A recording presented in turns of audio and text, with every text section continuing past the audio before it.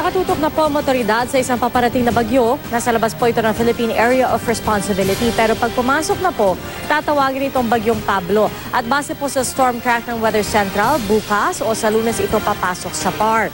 Ayon po sa Pag-asa, maaaring mas malakas ito sa bagyong Sendong na nanalasa. At dahil nasa dagat pa, inaasahang lalakas pa ito kung hindi magbabago ang galaw.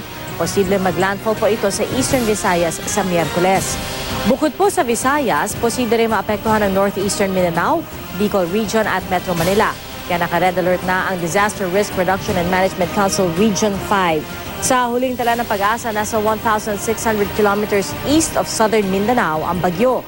May lakas po itong 165 kilometers per hour at bugsong aabot sa 200 kilometers per hour. At gumagalaw po ito pa west-northwest sa bilis na 20 kilometers per hour.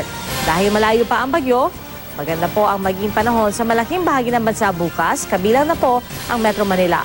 Pulo-pulo at mahinang pag-ulan lang ang mararanasan sa timog na bahagi, partikular sa Mindanao. Para po sa iba pang detalye, bisitahin po ang GMA News weather page at Facebook page.